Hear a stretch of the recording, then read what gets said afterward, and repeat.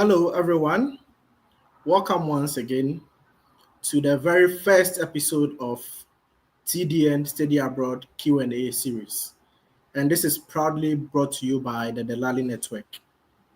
This isn't just a typical webinar. Tonight or today is all about you, the individual. Your questions, your concerns, your journey. Don't hold back.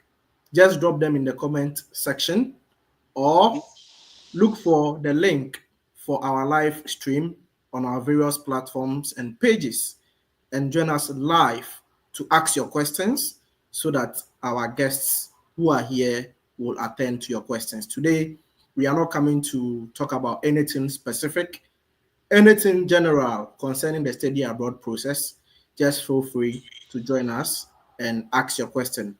There is no foolish question, there is no small question, there is no difficult question. So whatever challenges you are facing, whatever problems you have concerning your study abroad journey, I entreat you to join us and ask your questions as we have begun. So I'm here with two wonderful guests who I would give them the opportunity to introduce themselves. So my first guest that I have today is Ruffin, and my second guest is Shealtiel. So Ruffin, over to you. You can kindly introduce yourself. Your mic is muted, so if you can unmute yourself and introduce yourself. Okay, greetings, lovely listeners. My name is.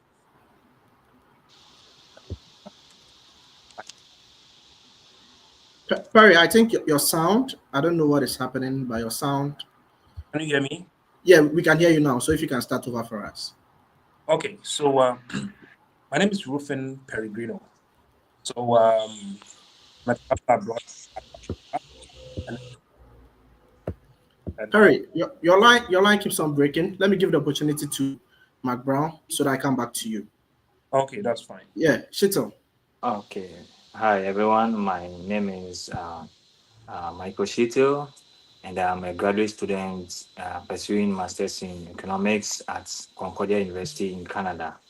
I'm glad to be here today. Okay. Thank you, Shealtiel, for making time to join us. Ruffin, over to you. Yeah, can you hear me now? Loud and clear. Can I be heard? Yes, loud and clear, you can be heard. Okay, so my name is Ruffin Peregrino Quao. I'm a travel advisor and a business consultant. Doing this for quite close to half a decade now. And we've been helping people migrate abroad through the appropriate, channel. So you can stick with us here. We'll also give you some tips and just on ways and means you can migrate abroad through the right appropriate channel or the appropriate channel. Okay. So Perry, I've been wondering for some time now. You've been my friend for several years now. What is the secret behind the long name you have, the compound complex name that you own? If you can give us a little information about that. Sylvester, you are going out of board. Anyway, yeah, I'm a Ghanaian. Okay. The name Ruffin Peregrino actually is a Portuguese name. So I want to give you some 2 or 3 minutes of some history. I'm a proud Ghan. Jamestown. There is a house that we call the Brazil House. Okay. And during the transatlantic slave trade, the early 18s and the early 19s, we had our forefathers being migrating to Portugal, Brazil, through the coastal belts of our country. And they also came to the country here in Ghana to settle down forefathers and mothers. So they say, giving birth and all that. So that the home house. And we are from the Gabon. So the Gabon they migrated all the way from Portugal, Brazil, down to Ghana. So you can see, you can attest to the fact that we have some Brazilian players and Portuguese like Antonio, Manucho, Eduardo, Elvado, and all that. So just like the Greno, so Ruffin, Peregrino, we got those names from, there are forefathers in Portugal, Brazil, and all that. So when you come down here in Ghana, if you want to locate me, you go to Jamestown, Brazil House, or the Tabon family. Okay, Ruffin, that was very insightful, and thank you for that icebreaker. So we are set to roll. We are set to roll, and I can see we even have our first participant here. David is backstage, so let me add David here so that he can go ahead and ask his question. So, David, if you can hear me, you are live on TDN, the Delali network, and today is for you. Just unmute yourself, turn on your camera, and go ahead and ask your questions. My guests here will attend to your question. So, David, if you can hear me loud and clear, kindly go ahead and ask your question, please.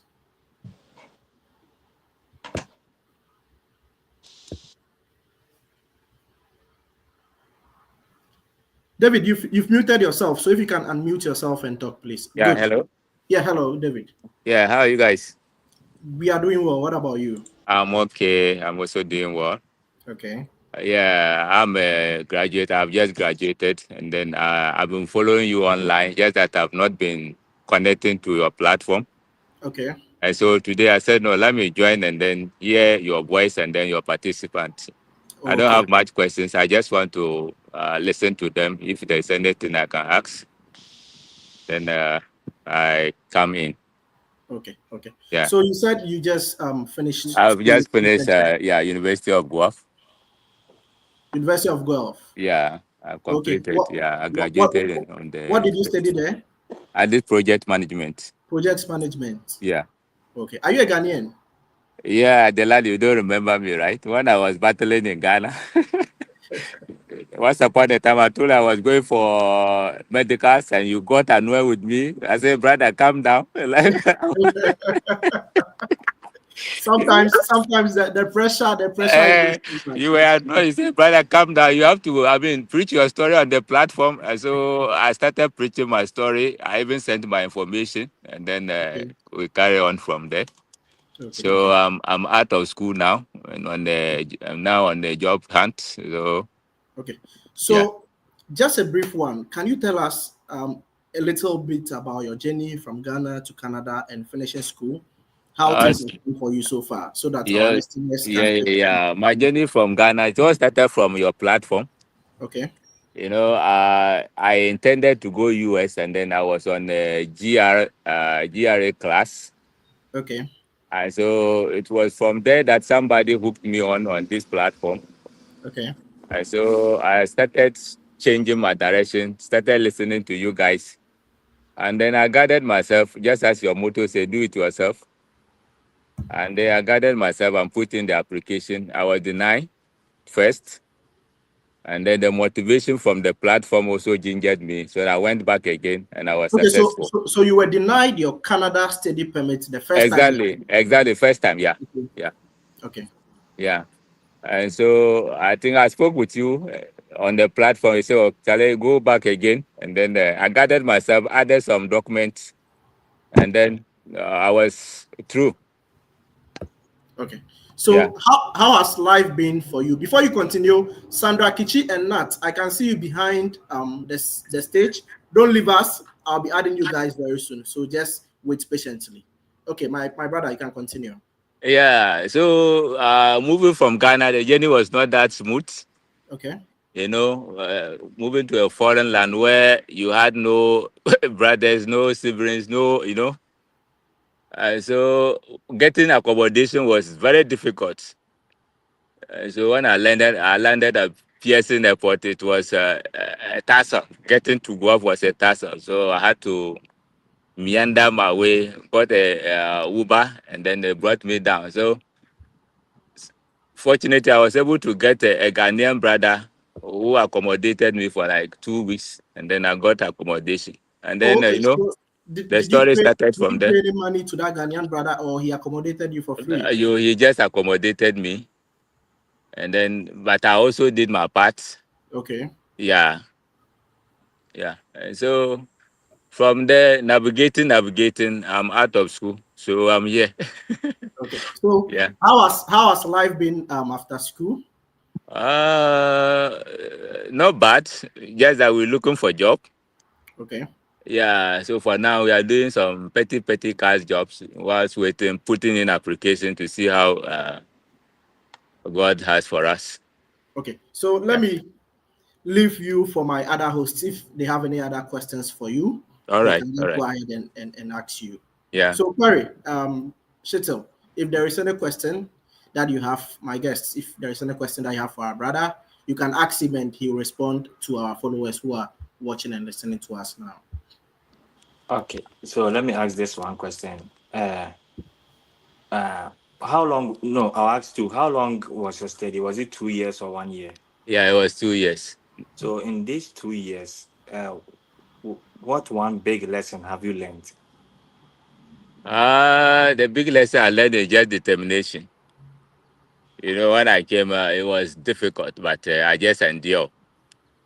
I just Nice. endure, and then because I knew what I wanted, and then I projected myself, and I had it. That's Okay. good. That's good. Yeah, Determination is very important. yeah, determination. Yeah, Okay. So, I'd like to ask you, through the thick and thin yeah, process whilst you were in Ghana, yeah. what lessons have you learned from it, or any advice you have for those who are yet to start the application process? Because um, application is just open for 2026. Yeah. Um, so, what advice do you have for those who are yet to put in an application? So the little my candid advice I will have for my brothers and sisters back home is that if you are embarking on this journey, get a correct information. Don't be betrayed by agent or any other fake person who is taking your money. So just get information from the rightful people so that you'll be able to succeed in this journey, because it's not easy out there. And then there are a lot of dubious agents who are behaving like they are there, but they are not. So get informed, be ready to learn, and then put in your application. That's wonderful. Relentless. Yeah. Because I had a lot of information from Delali and others, and then I was able to sail through. So why not? Delali has been a good friend. Trust me. Ever since I met him, he Yeah, really yeah, yeah. knows what he does.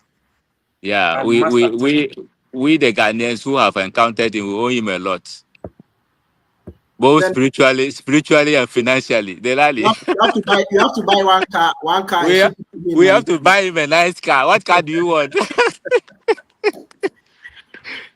okay, so that's just by the way. My Yeah, brother David has joined Yeah. us, and I didn't even know yeah, he said he did it himself yeah, through one of our platforms, just yeah. sharing information, assisting him, and he Exactly. did his application all by himself. We've been Yeah, hammering this: do it yourself, do it yourself, do it yourself. yeah. If you don't have the time to do it yourself, there are also trusted agents around Is that you around. can talk to for them to help you.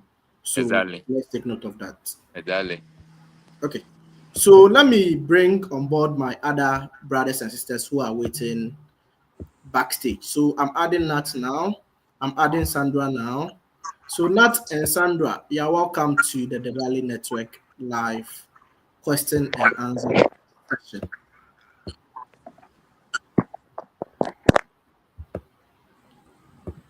Nat and Sandra. Hello. Yeah, hello. Hello, Nat. I can hear you.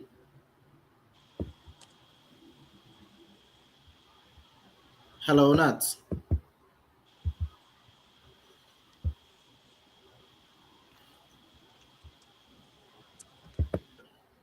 Okay, I think Nat is facing some challenges with his network connection. So there are some questions here.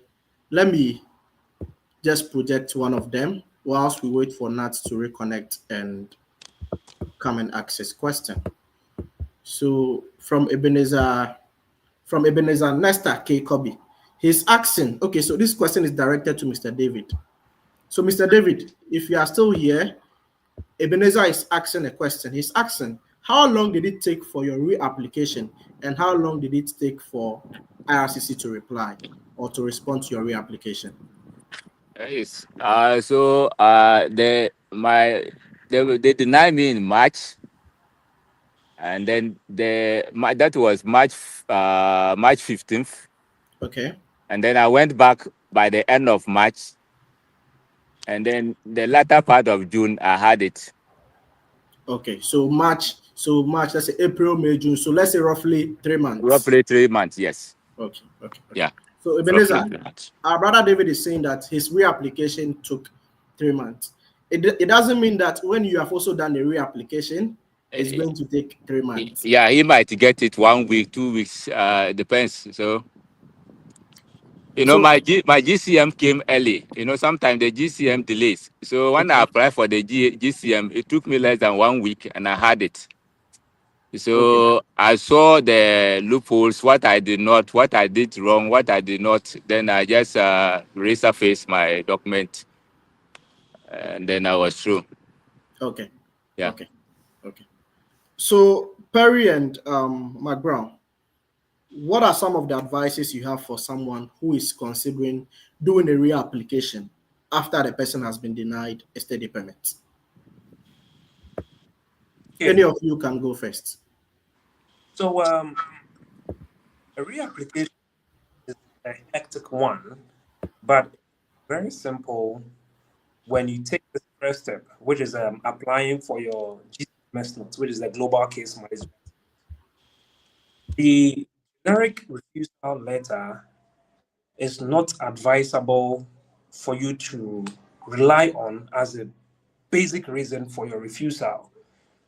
So, requesting for your Global Case Management notes is the first step for you to correct your mistakes in your second application.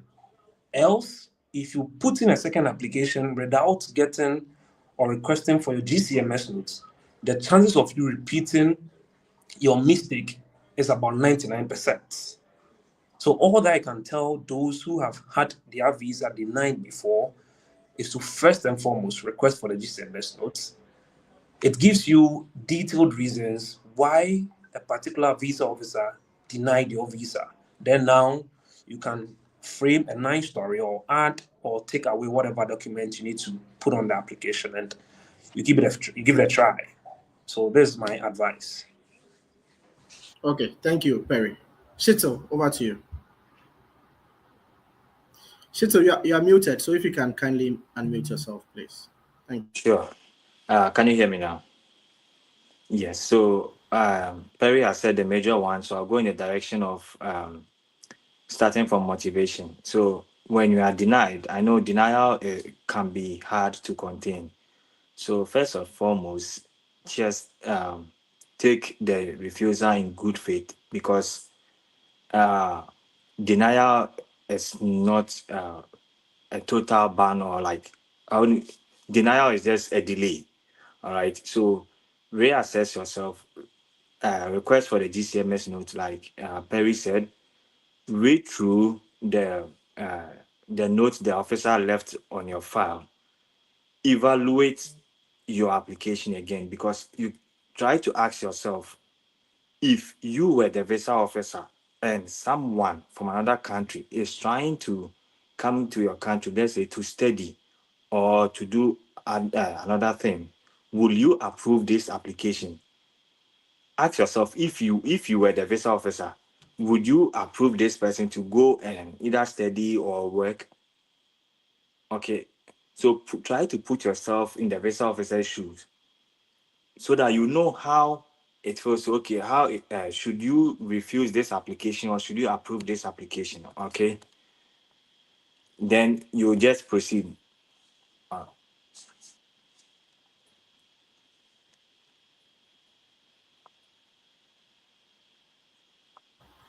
So, Magbra, are you done? Yes, I'm done. Okay. Because Perry said almost all. Okay. So, our listeners and our viewers, please hope you can take some one or two advice from that information. So, let me bring on board those who are backstage. I'm adding Mr. David first. Um, okay, David, you are already on stage. So, if you can unmute yourself and go ahead and ask your question, please.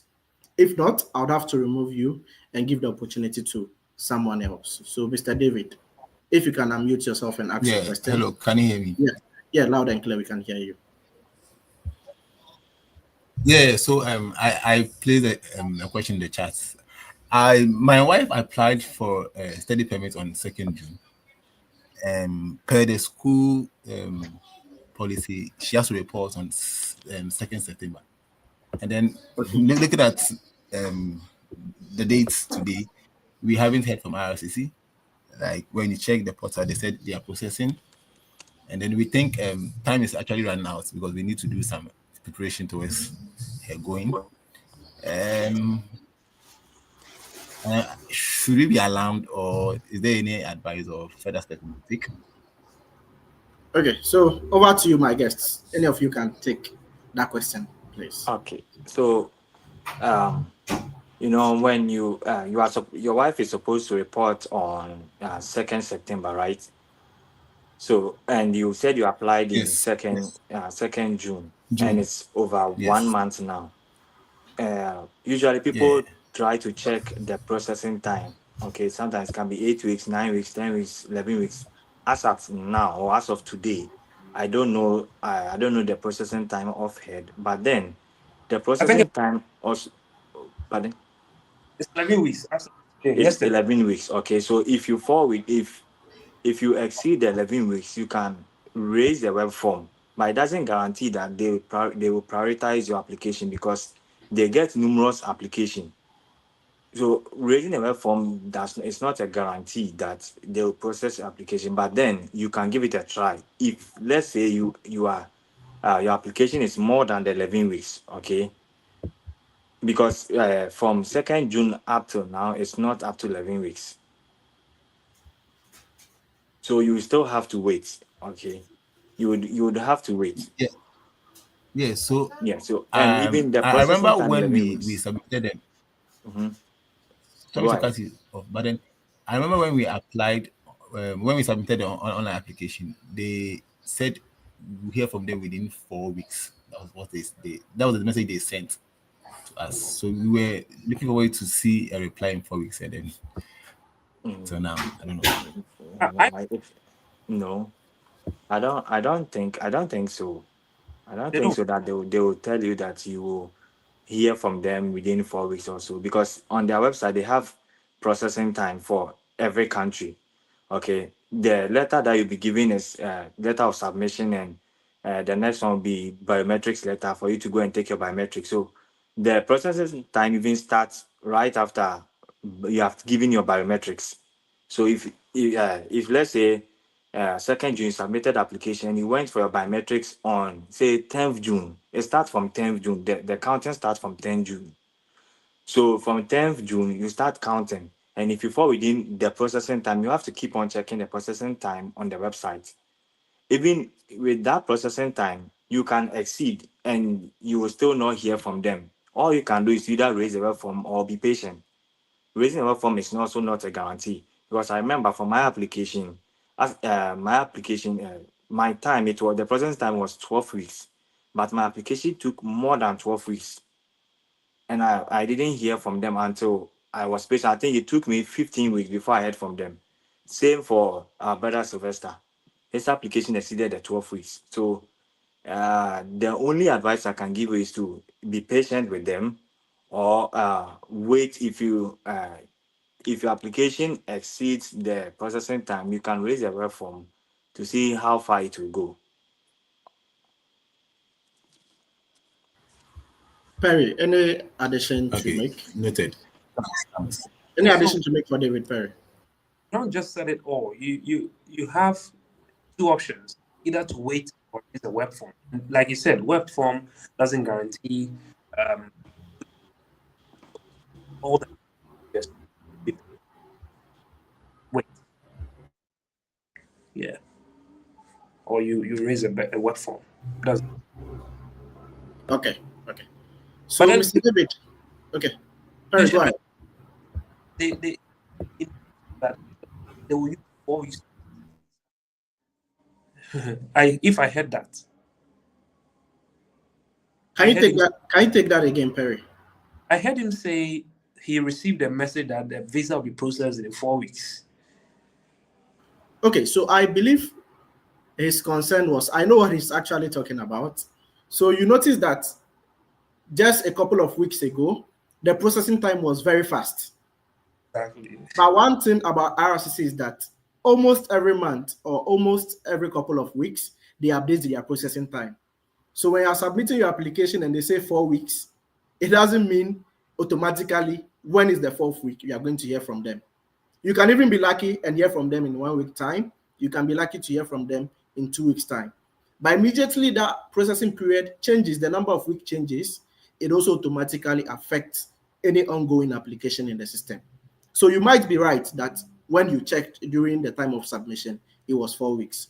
But as my brother Ruffin has mentioned, currently the processing time is, I think, 11 or 12 weeks.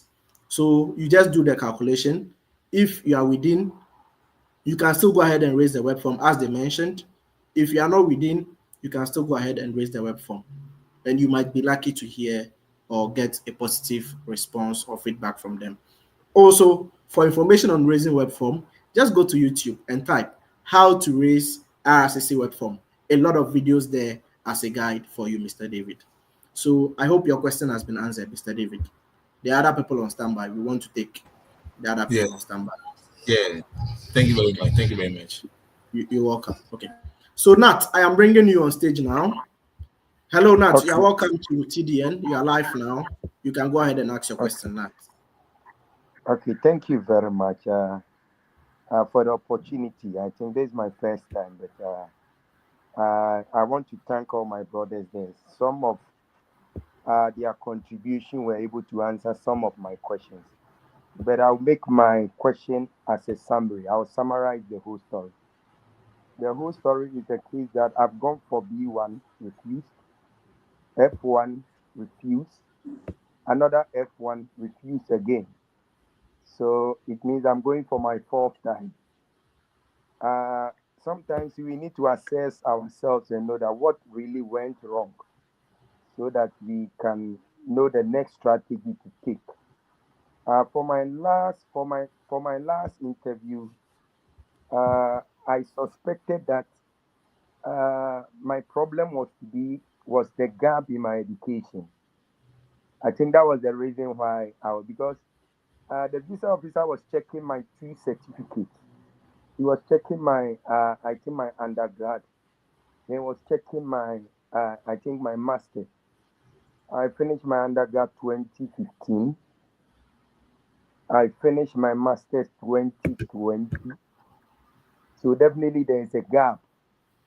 But I wasn't that fast to just get an opportunity to explain the gap in my education because I've been consistently working. I've been in a continuous service.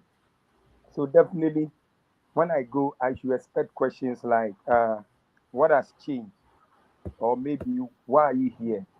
So since most of you have an experience, how do I strategically answer this question? That's my question. Okay. Because I Okay. wouldn't get time to explain those gaps. But on my BS 160, I remembered this was what I wrote down. I told them the reason for your refusal. I said that I didn't have chance. This is what I wrote. I'm coming, so that I read so I could get. Sure. I Sure. said You that can get it.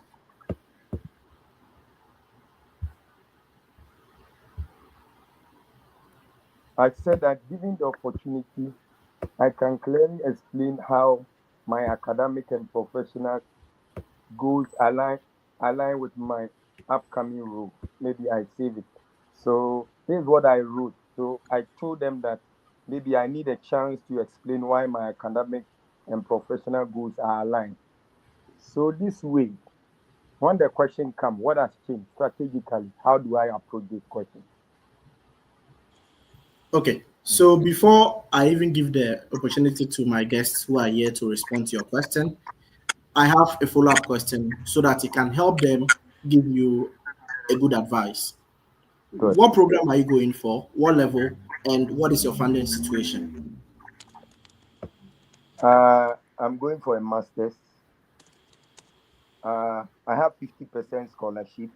I have a personality of A master's in what? A master's in what? curriculum and instruction. Curriculum and instruction.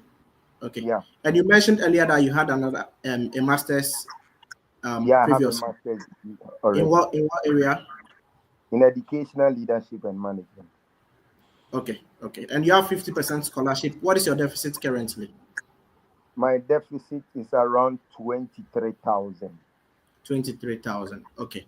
So Yeah. I think this information is going to help my guests respond to you. But before they come in, please, all those who are backstage, keep on waiting patiently. Once we are done, I'll add you on stage so that you can come and ask your question. So just wait patiently. I can see everyone backstage. So Ruffin, Shealtiel, over to you guys. Let's help our brother. Ruffin, will you go or should I start? Yes, so you can start, but I want um, um, when was his last education? Like,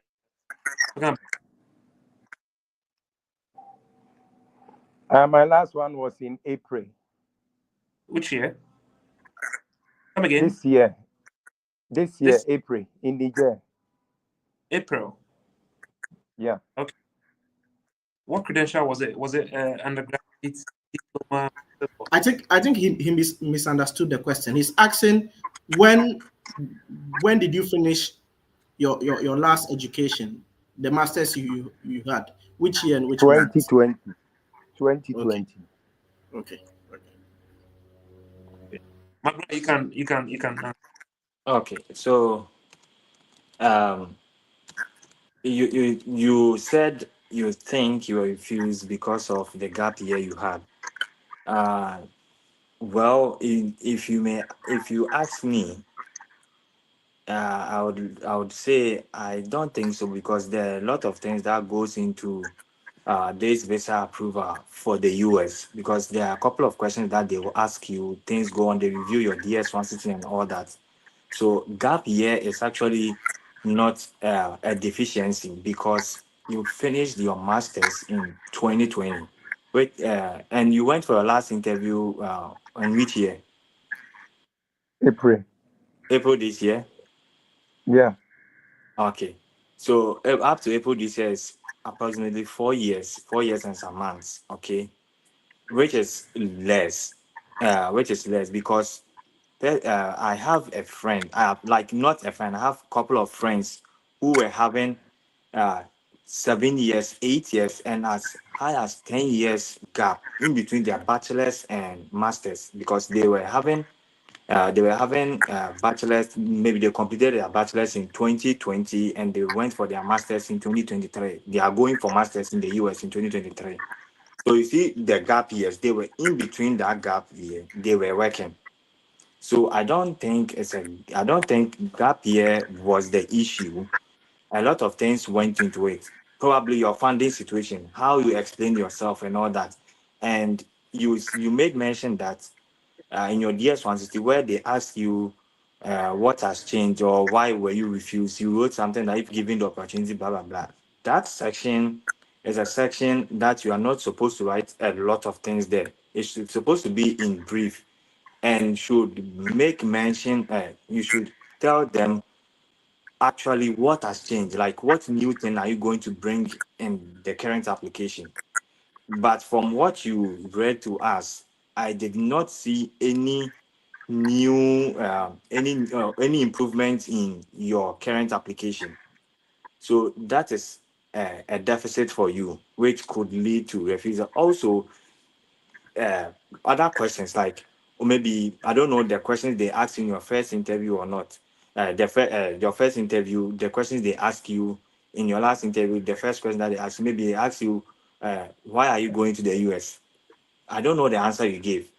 All right. So they assess everything. You might think that they are not listening, but trust me, as they are typing, they are listening to you. They are multitasking. They are listening and they are typing as well because they are writing something on your file. And from the little information you have given, I can say that it is not a gap year because you rightfully explained that in this gap year you have been consistently working. And I don't know if you included all your work experience in your DS160. Also note that the DS160 allows you to state your work experience for only 5 years. Okay. So we have to reassess it because that question, what has changed? You need improved funding. Let's say you said your deficit was around 23,000. In your next application, I would encourage you to uh, maybe get improved funding or maybe get some, like there should be another change. Okay, there should be a change in your application.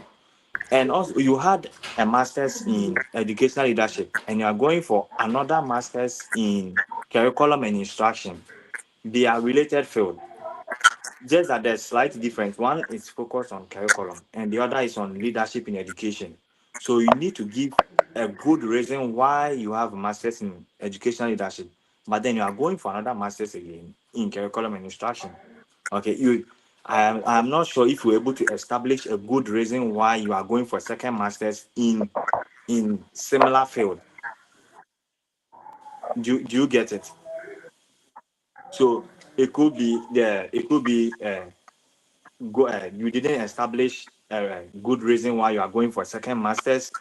It could be in that you couldn't explain your funding well. It could be that your previous refusal, maybe because maybe you're feeling nervous and all that, you didn't talk well. So in your current application, when you went there, you also did not establish any good reason or proper home ties. Okay, so you need to look at all these things because if I tell you, okay, what reason can you give as to what has changed? I can tell you something, but maybe it may not be the exact thing. All right, you need to assess it very well. All right, and see, okay, what did you include in your previous DS quantity? In your last interview, what did you write there? In at the experience session, reasons for refusal, all those things? You need to look at everything because for the US they don't give the exact reason why they refuse you.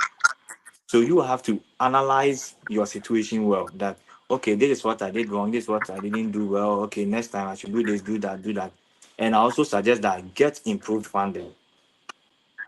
It's another significant change that can help you. So just a quick follow up. Who was funding for the deficit of your education? If you can answer that, please, Nat. Yeah, the deficit is my foster brother who has made the money available, which is enough to Okay. pay. So that How is long? what. How long So have you been working? it's a very hello. How long have you been working? Oh, extensively, almost 14 years. Almost 14 years. Did you include any Yeah. personal funds? Did you include any personal funds, or you went with only your foster brother? Now I went to the personal fund in addition, How much was the personal funds? almost $7,000. Okay, okay. So, Mark Brown, that's further information for you if you have anything to add.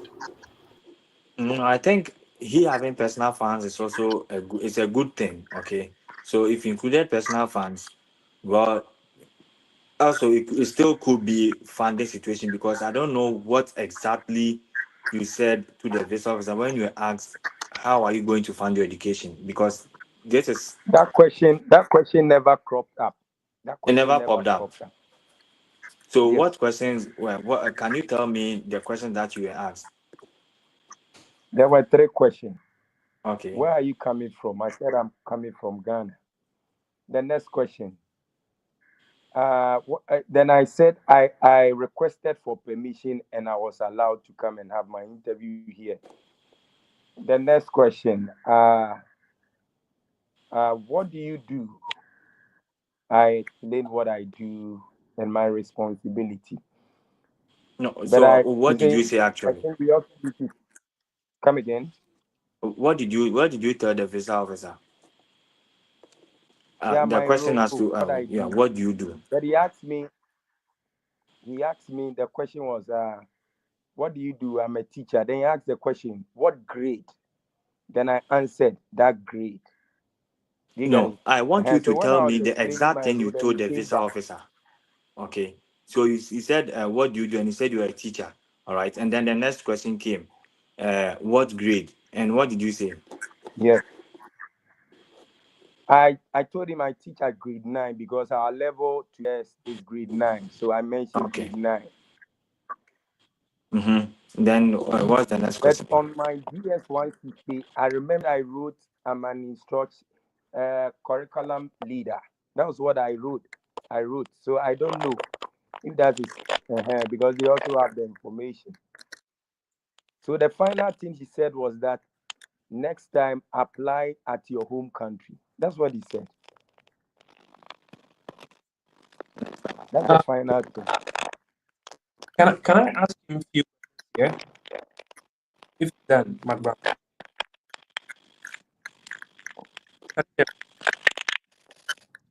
Hello? Yeah, can you hear me? Yeah, I can hear you. Oh, Sylvester, can you hear me?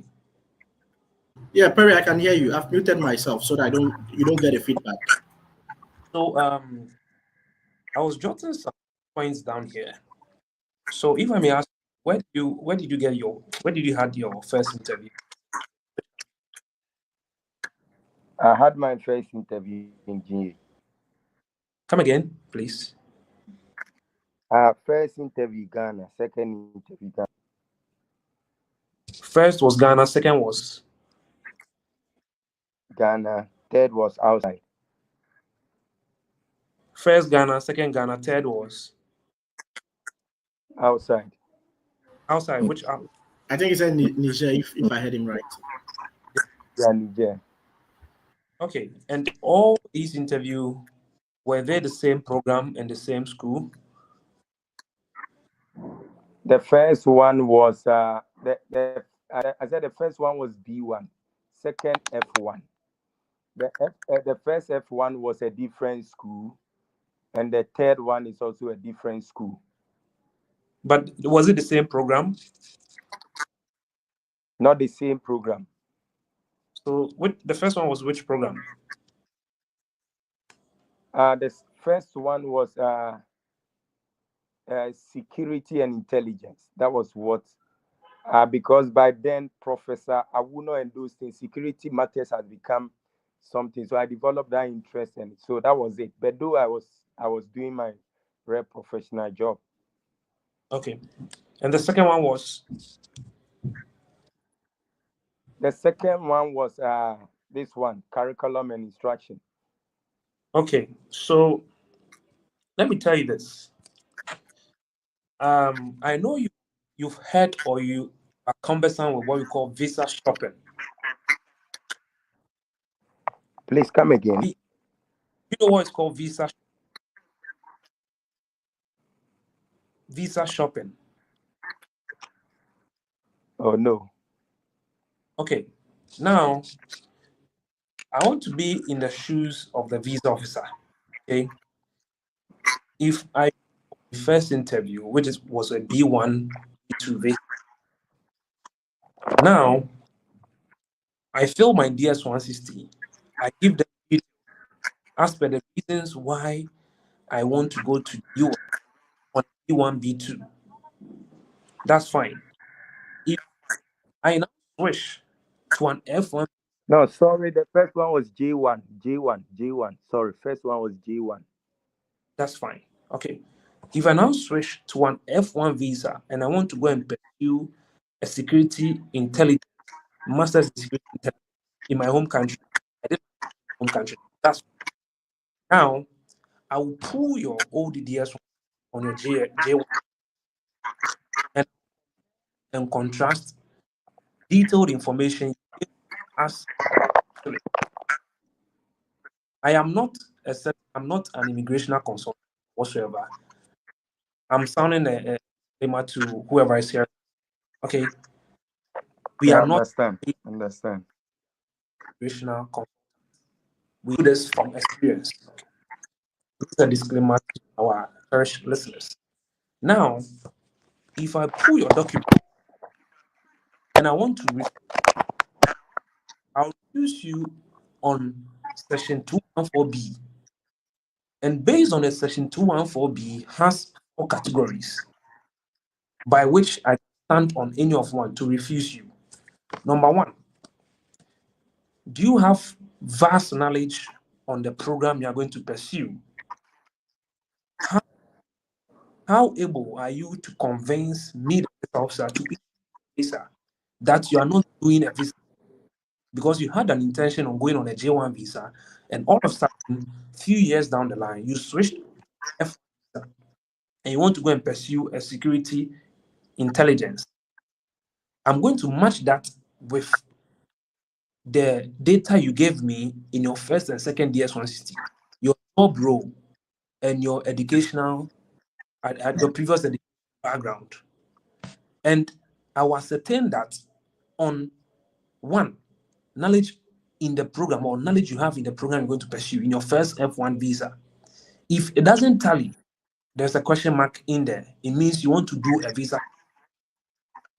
You want to get into the country on dual. Number 2, I would have to assess you based on your.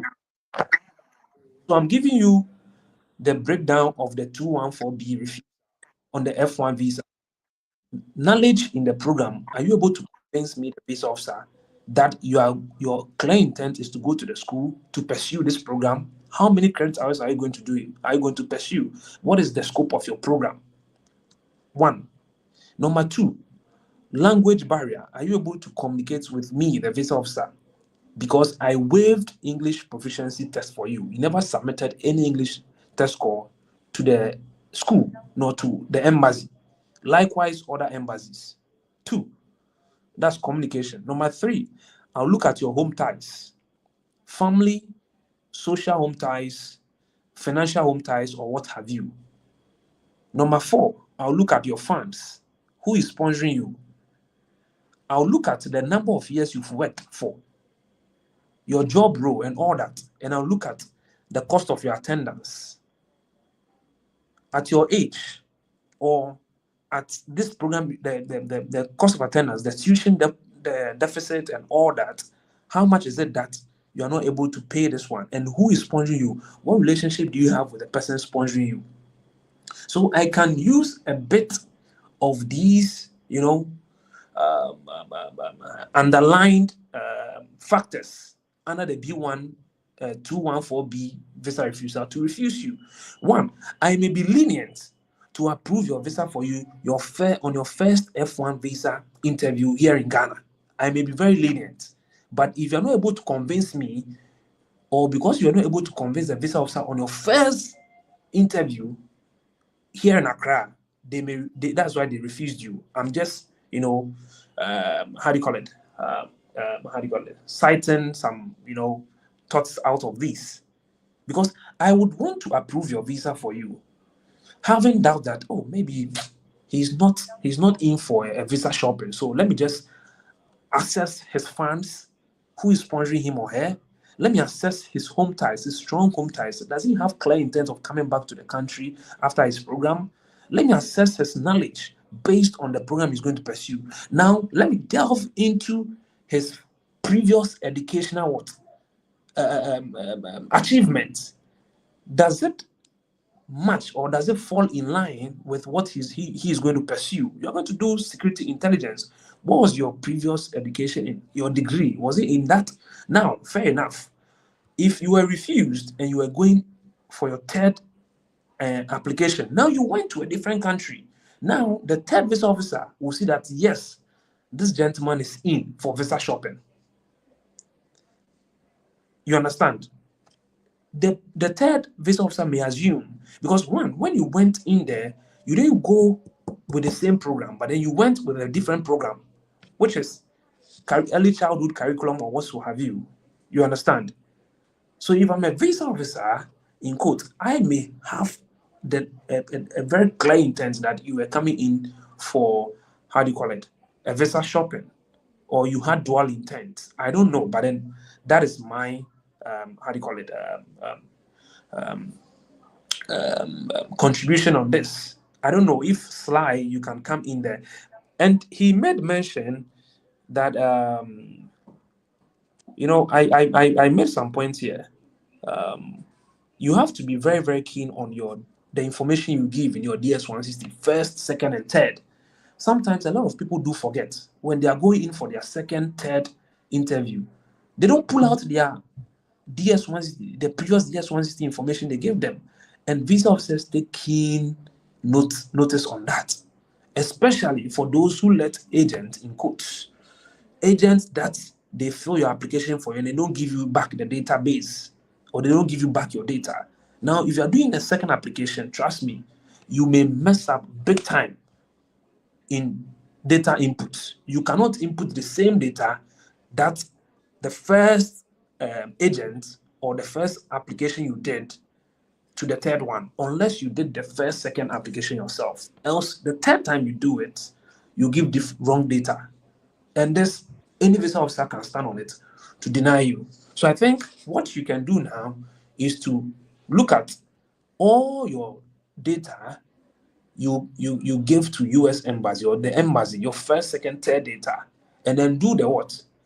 The look at the size of it.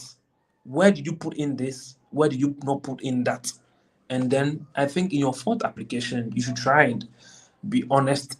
I don't know, but when maybe you were very honest, but then there may be something wrong in your DS-160. And even this is a big visa shopping, especially because you had a sudden switch in program. Thank you very much. Okay, thank you, Perry. Thank you very much. So I just have a little to add. So Nat, there is also this situation out there whereby some countries, some African countries, though you will see on the website of the US Embassy there that we accept applicants from third-party countries or other countries. But then when you go for your interview, based on the discretion of the officer who is interviewing you, the person can tell you to go back and go and apply from your home country, as they told you in Niger. It doesn't mean that everyone who goes there will be denied or will be given that message that go back and go and apply in your home country. There have been situations where people went to other African countries and they got their visas approved. There have been situations where people also went to other countries and they told them that go back home and go and apply. So the next time when you are doing a new application, know which countries to look at if maybe you are struggling to get a date, and also improve on your funding situation or how you are going to fund your program. Improve on that information as well. So we wish you all the best because others are waiting for us backstage, and we also have to attend to them since we have a meeting. So you are welcome, Nat. David, you are live on TDN. You can unmute yourself and ask your question, Mr. David. Please, if you are watching us live on X, on Facebook, on YouTube, and our various WhatsApp pages, the StreamYard link is there. You can just join us live and ask your question. If you are the shy type, you can leave your question in the comment section for us. I'll see it here. I'll display it for our guests who are here. We'll read it out, try and give some responses to help you with your situation. So if you cannot join us live, just leave your question in the comment section and we'll take it from there. David, you are live. So if you can unmute yourself and ask your question. But if you're not ready, I would have to take you off. Okay, seems David is not ready. So there's no one else waiting, but there is a question here. Let me just project it. It says, Mark Brown from Frederick Amako.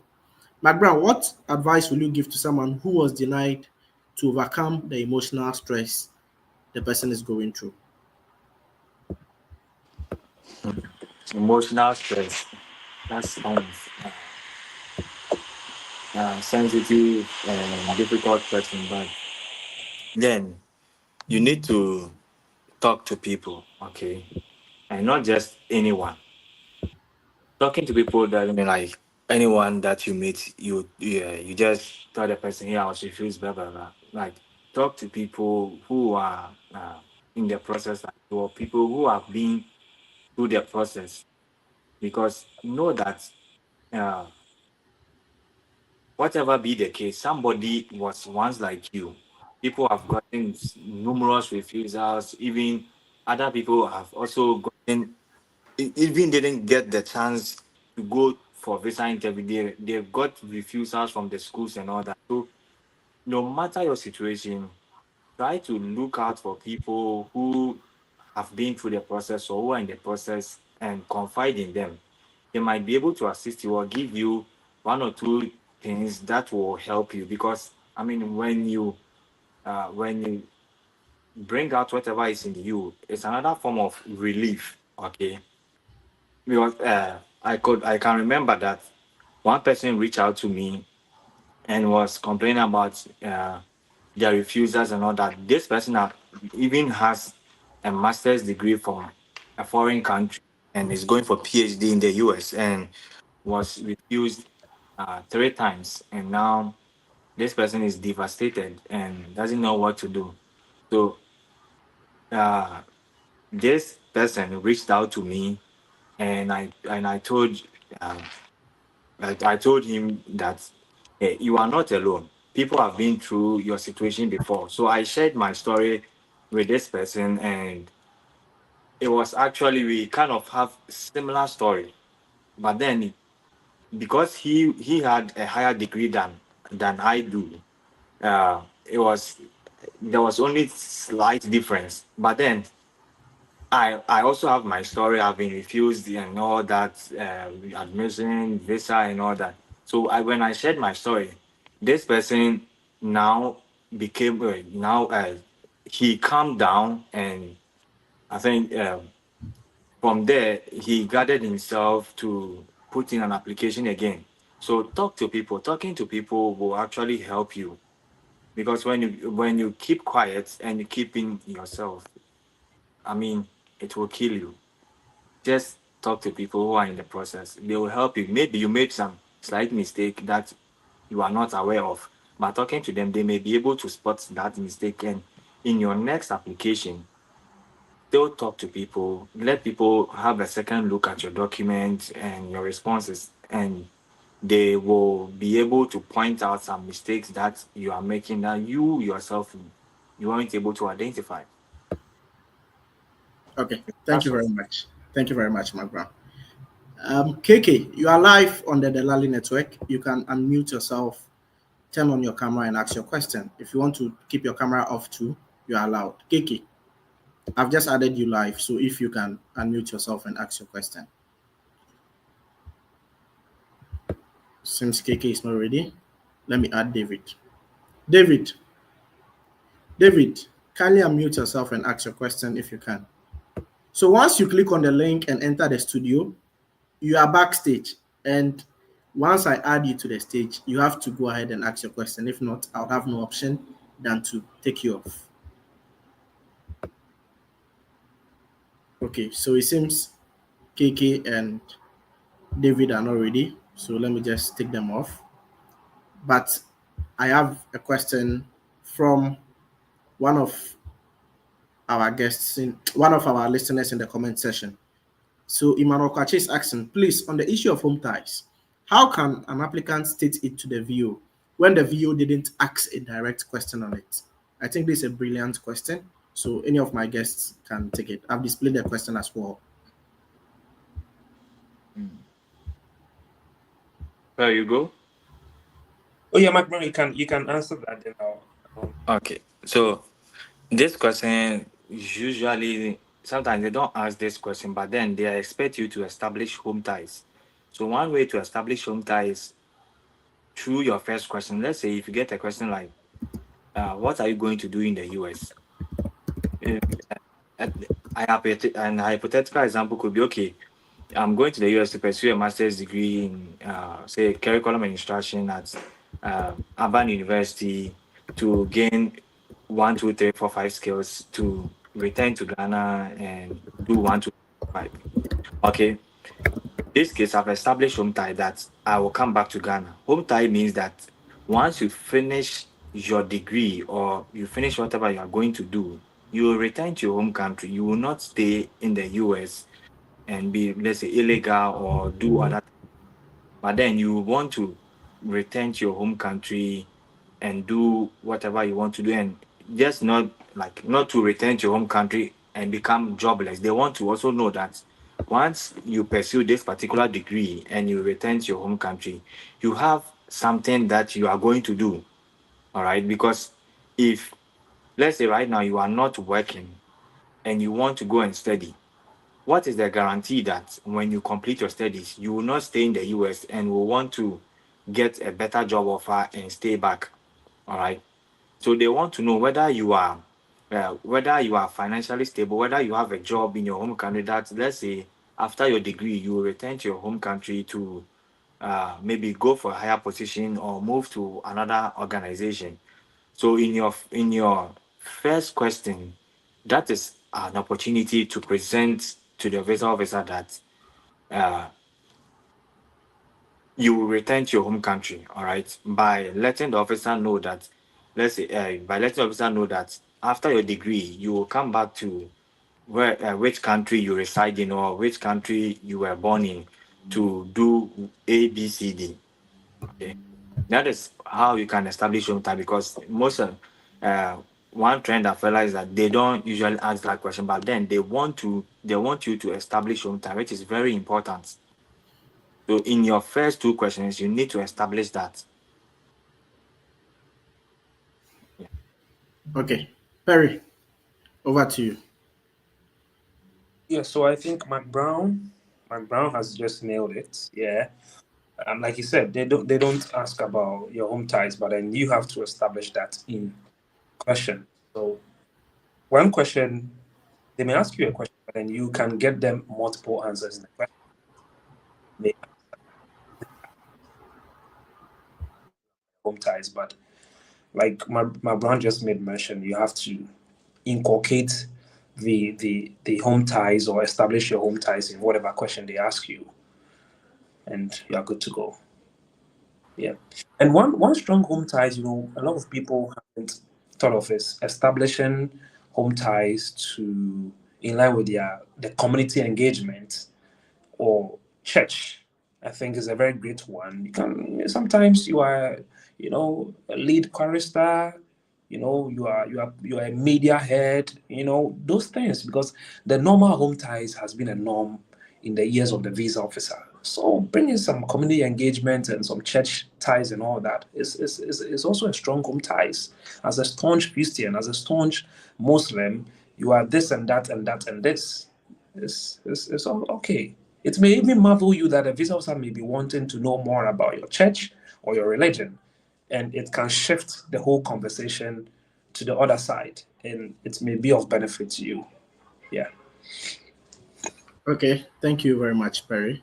And let me also just make some additions. So, when you get to the US Embassy, mostly, as they mentioned, they wouldn't ask you that direct question.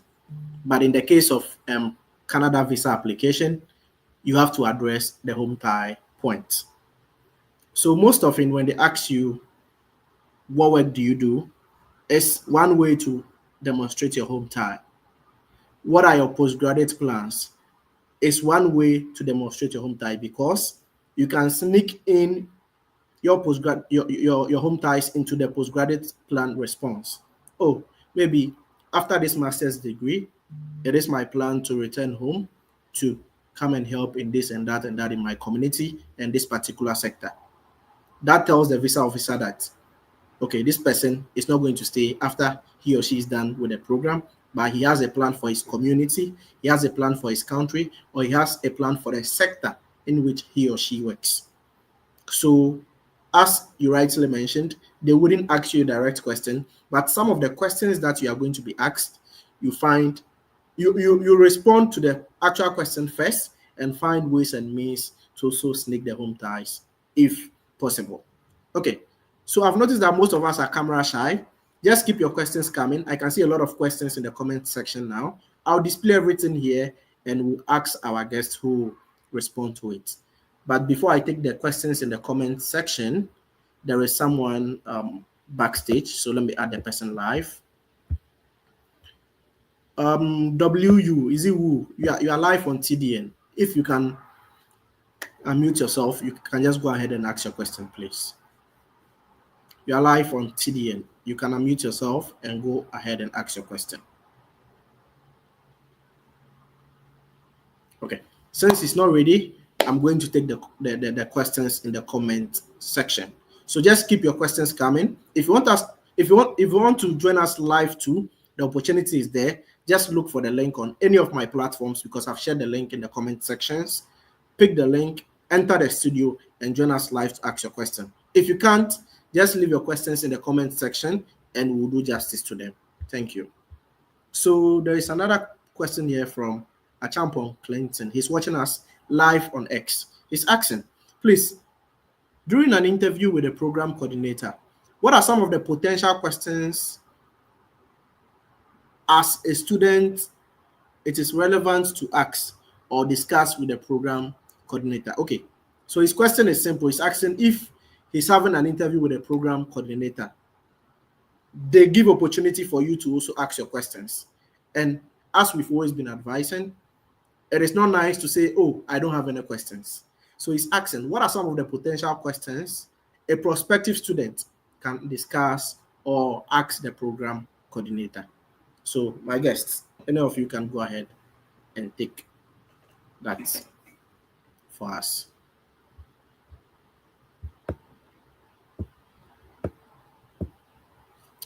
Any of you can go ahead and take it, please. The question is right on the screen. Okay. The question is a little bit ambiguous. Is it interview with the program coordinator for admission or maybe as a form of establishing communication or rapport with the coordinator? But then since let's look at all.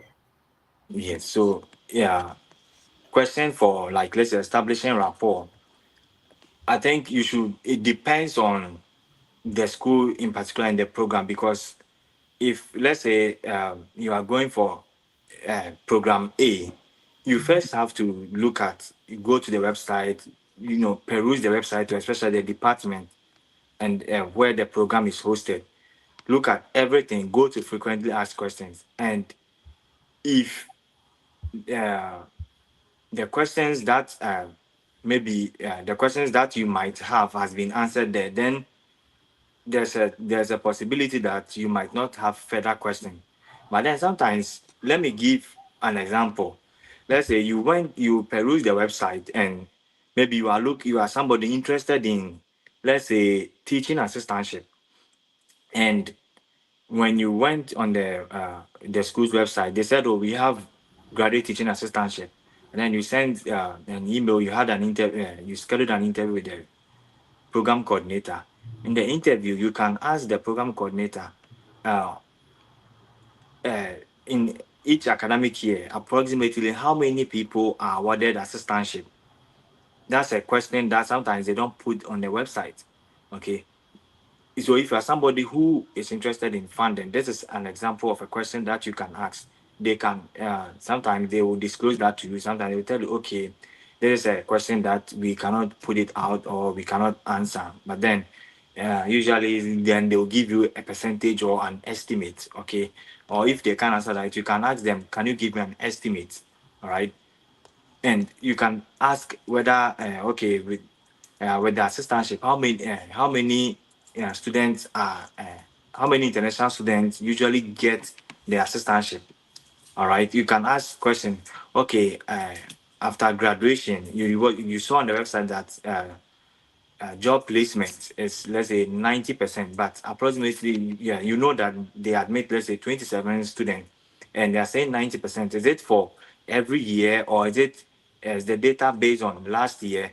You can ask further questions as to what benefit will you gain from the program? How is the student to faculty relationship is in the department? Okay, those are questions you can ask, because it's not always about, okay, funding and all that. And for interview for admission, you can also ask this question. I mean, the benefit you will get from the program. How is the department going to assist you in your professional development? All those things are something, if they are not answered on the website, you can ask. Okay. Perry, any additions to make? No, no, no, no. McBrown has made just. Okay, so Achampong, I believe your question has been tackled for you. If you have any further questions or any further clarifications that you want, just leave a comment and I'll still display it so that our guests will attend to it. There's another question here from James Answer. He's asking, as a fresh student, what are some of the challenges you would face for the first couple of months?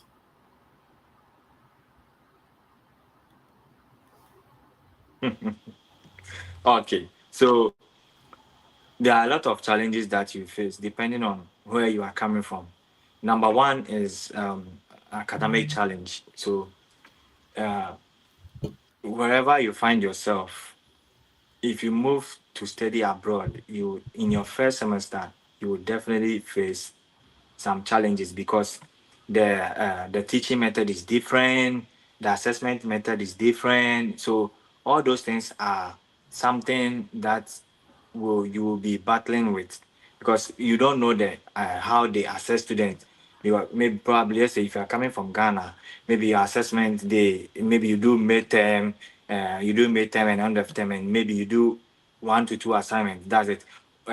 In abroad, you are likely, let's say you are studying in Canada or US, almost every week you'll be given assignment, 10 projects, papers, you'll be writing midterm, end of term. So there's so much to do. Then there'll be a lot on you. So you will have limited time. And sometimes you're also on assistantship and you have to balance that with assistantship duties.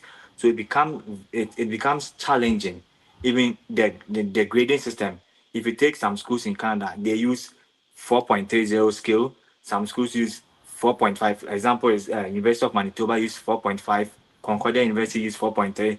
McGill uses 4.0. So different uh, assessment methods. So those are all challenges you might face. Also, like their professors, you can just mention their first name. Let's say, hello Nicholas. They don't mind calling them with their first name, but maybe from wherever you are coming from, let's say you are coming from Asia or you are coming from Africa, the cultural difference, there's in culture there's something called power distance. So we believe that our superiors, they are higher than us, so we should give respect. And as a form of giving respect, you add, let's say, oh, professor so and so, then you'll be adding please and all that. Over here, yeah, they are not uh, highly power distance, so you can mention their first name and they are okay. Or like, and sometimes they encourage you to ask question them. Okay, but maybe wherever you are coming from, let's say you are coming from Ghana, Nigeria, Ivory Coast, Guinea, wherever, it you will feel like it is disrespect, but then it is not disrespect to them. Questioning them in an appropriate manner is not disrespect for them. But maybe in your home country, it looks like disrespect, and they were like, "Hey, you don't respect him," blah blah blah. But it's not like that. So all these things are something that you will face academically. Also, in terms of even language barrier, because the English sometimes you will speak, it's not like you are speaking wrong, you are speaking wrong English or your grammar is wrong, but then they can't hear you well. So you would have to be repeating yourself, be like, pardon, and all that. So, and you'll be like, well, is this person hearing me? Yeah, they are not used to your accent. So it become they are all challenges that you face, or sometimes they will speak and they are speaking fast and there are slangs and all that, and you'll be like, oh, what is he saying? Okay, like something like a word like in Ghana, they'll pronounce lettuce, but over here they'll be like lettuce. So what is lettuce? It is lettuce. Okay, so those are it is a language barrier that you face. Another one could be cultural difference. Cultural difference is one big thing you will be facing. Homesickness, food, and all that. So there are a number of things in your first 1 to 3 months you will face, and they are normal. People have been through, and they are okay now. So uh, that shouldn't be too much of a headache for you. You would have to psych your mind that you definitely integrate, and you should be fine. Okay, thank you very much, my brother Mac Brown. Ed and KK, I can see you backstage, but I can only be sure you are ready to speak when you turn on your camera because I don't want to add you and I'll ask you to speak and you wouldn't be saying anything. So if you're ready to speak, turn on your camera, I'll see it. And once I add you on stage, if you want to turn it off, you can turn it off. So anyone who wants to join us live, when you join us backstage, just turn on your camera, then I will know you are ready to speak. Once I add you and you want to turn it off, there is no problem with that. You can go ahead to turn it off. So before we continue, there is an update on the Canadian government website, which I would like to share with us before we even proceed our discussion. So this is the current update. It says explaining application refusal, that is officer decision notes. As part of our ongoing efforts to improve our services, on July 29, 2025, we started proactively providing officer decision notes along with refusal letters for certain applications. These notes come from the officer who made the final decision on the application. This change makes it easier for clients to get their personal information on their application. This supports our commitment to delivering our services with greater transparency. Officer decision notes will be available in phases for certain application types. That is the temporary resident visas, excluding the ETA and the temporary resident permits, visitor record, study permit, work permit, and they said they will add more applications over time, more application types over time. Clients who apply using the RCC portal, that is the new version, will not receive officer notes at this time. So if you are using the new portal, you are not going to receive the officer notes. But if you are using the GC key, that is the old portal, you are going to receive that. How you will get your officer decision notes. If an application is refused, we will proactively include officer decision notes with the refusal letter sent to the application authorized representative. We may decide to exclude certain portions of the notes on a case-by-case basis due to security, privacy, and other concerns. I think this is a welcoming development. What do you think, my guests?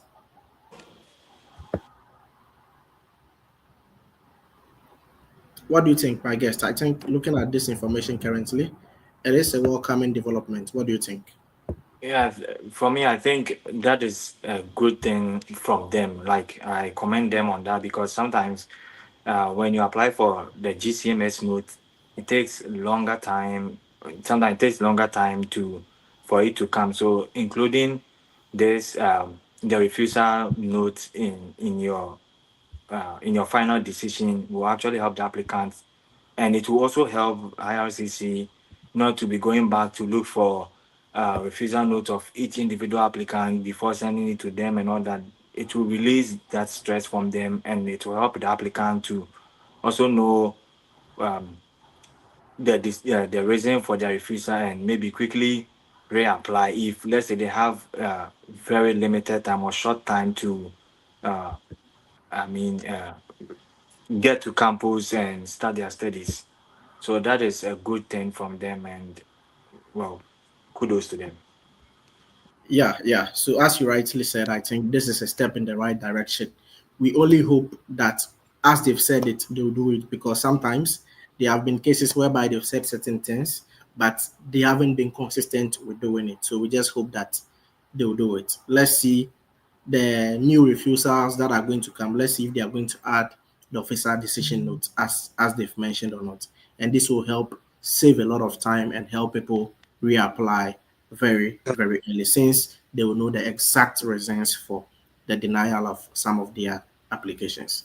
And this information is coming from the Government of Canada official website. So that is what I've just displayed. It's not coming from me nor my guests. So let's take note of that. Okay, there's another question here from Joshua Date. Please, Are AI detectors used during application scrutinizing? Application for school or for visa for Canada or which? Let's talk about school applications, like let's say preparing your resume, preparing your statement of purpose, your writing samples, your research statement, and maybe any other documents that will be required by the graduate school. Our brother is asking if AI detectors are used during the application scrutinizing process. Yes, AI detectors are used for during you know, yourself, Mark Brown, myself. We've seen a lot of letters from schools rescinding applications of you know admitted applicants. Sometimes even in the process of putting their visa application, send their offer, regardless of the amount of funding they get from the school or also available, just because prospective graduate students. When I say prospective graduate students, you are yet to be a graduate student. You've gained an admission and yet to be enrolled in a school, only for the admission committee to find out later that you plagiarized during your SOP writing. And I've seen a lot of them. Even people do they even rescind application when they notice that you even plagiarize a cover letter, even using a cover letter to apply assistantship. Yes, a school like East Tennessee State University, we've seen one there before where a student was applications were suspended just because they noticed that he plagiarized cover letter to apply for graduate assistantship and no longer apply to that school again. So AI detectors are strongly used in that. I would advise prospective graduates not to plagiarize, but then to paraphrase whenever they are coming up with writings or writing samples. It's always good to pick ideas from a lot of research writings others have made, and then even when you are writing uh, an essay, it's advisable to do the in-text citation or the reference. Actually, it will go a long way to even help your paperwork, even if you plagiarize. But then, please, even plagiarism is always not bad. But then, when you paraphrase and you cite, it is academically good. So, please, AI detectors are used. Okay. So Okay. this even draws my attention to a question. As a prospective graduate student, is it advisable to use AI to guide you or assist you in preparing your documents? If it's good, how ethically can prospective students use AI to help them in their application process? And please, before they come in, we've had a session on how to use AI to search for schools, scholarship, and staffs. It's right on my channel. Just look for that live session. It's posted there, and watch and follow the steps so that you can use that as a guide. Yeah. So over to my guest, if you can take the question Oh, from me. Okay. okay. So let me start from the AI. Uh, yes, the schools use AI detectors, and there are free AI detectors online, numerous that you, after writing your essay, you can use it to check whether it is AI free or not. And I do not encourage people to use AI to write their essays, especially graduate students, because usually in grad school, that is where they ask you to be doing writings and all that, like statement of purpose, personal statement, writing sample, um, statement of research interest, and all that. So, statement of intent, statement of claim, there are a lot of names. So, I do not encourage people to be using AI to write, but then you can use AI to guide you because whatever be the case, AI has come to stay and we can't take it off, but we can use it as a tool to assist us in our application. So with the AI, using it ethically is the best way to go, and you can find how to use AI to assist you in your application on the Delali network. But then I'll just give you a brief on how to use it. So let's say you are writing your statement of purpose. And let's say you are applying for a program like a master's in mathematics, and you don't know how to write the statement of purpose. You can go to any of these AI writers, such as DeepSeek, ChatGPT, Meta AI, and what have you. Just type in. Can you give me a sample of statement of purpose for masters in education or masters in mathematics? It will write a sample for you. Read through. Do not copy. If you copy and insert your story in it, if you put it inside an AI detector, it will tell you that it is this percentage AI, or your writing has this percentage AI in it. Just read through whatever the AI has provided, and then you use it to write yours. But do not write exactly as it is, because yours, it will give you a generalized statement of purpose, or a generalized statement of research interest. Interest, yeah. So through that, you use whatever the AI has written as a general one. Then you sit down, use your own English, write it. I know you likely commit grammar errors. After writing it, you can use Grammarly free session to correct the grammar, and you should be fine. After writing it, you can give it to people to go through for you. AI you should use AI as a sample, not no, don't take the sample that AI has given you to do your work. And like, don't take the sample and insert your story in it. That is wrong. It will come as AI written. Okay, because AI has a style of writing, but as human, like something written by human, we have some man, and we have a way of writing that is slightly different from a refined AI text. Okay. So do not copy exactly. Just use it. Let it provide a sample for you. Even if it provides a sample for you, go to online. Type on Google. It will give you some. Type on Google. Google will also give you a sample of what other people have written. Compare and contrast. Use it to write yours, because it is your story. And with personal statement, something like personal statement, I don't encourage you to even use AI to write it, because it is personal. AI doesn't know you. They just give you generalize something. It is personal. You know yourself better. You know what you have done. So if you are asked to write personal statement, sit down and write it yourself, or go online. Go online, search for a sample, then read what story the person wrote. Then come and sit down, write your story, because AI cannot write your story for you. The AI doesn't know. It's a chatbot, so it doesn't know you. How can a machine know you better than you yourself? So write your own thing. All right. Do not take word for word from AI, because if you read AI text, like, it is grammatically, it is correct and it sounds so interesting. Like, you read the word and you be like, this is perfect. And in reading, you will likely write the exact sentence the AI wrote. It is something you are likely to do.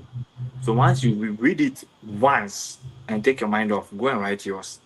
Because if you continually read it, the English that AI used will stick in your head, and you write exactly the same thing. You put it inside AI detector, and it will tell you your sample is 85% point three, 85% point three, 85.3% AI content.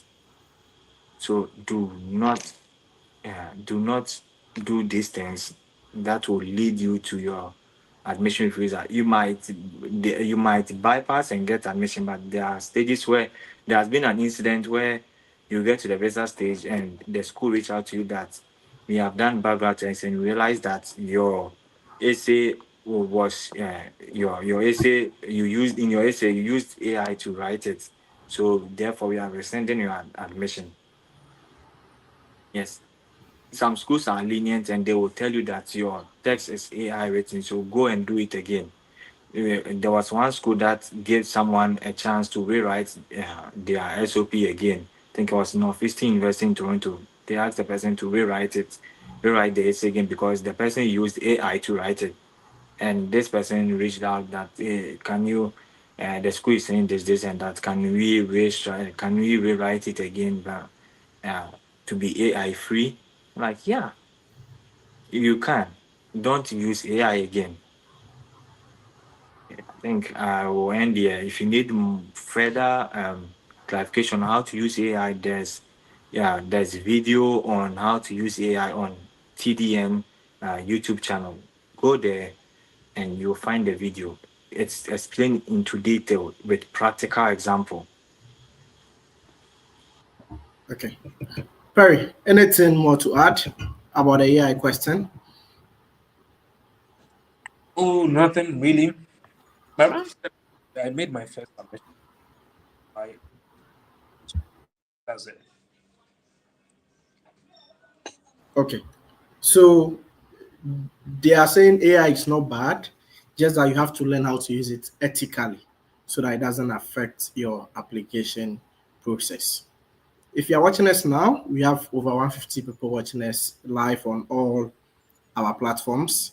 The link is still available. If you want to join us live, just look for the link on any of our platforms, click on it and join us live. Turn your camera on backstage and we can add you on stage to ask your question. If you are feeling shy, just leave your question in the comment section. We'll display it for our guests to respond. We have about 25 minutes more to go because we have to attend to other schedules as well. This is the first of its kind, and we'll continue this question and answer series every Wednesday, hopefully. And it will be these same guests that I'll be bringing on board. Sometimes we even bring more guests as and when they are available.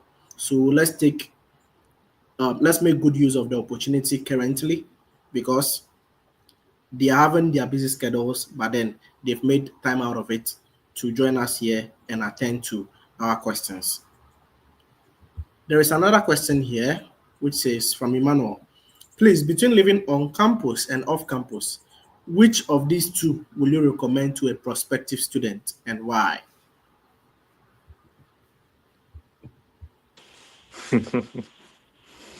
That's a very good question to ask because people have been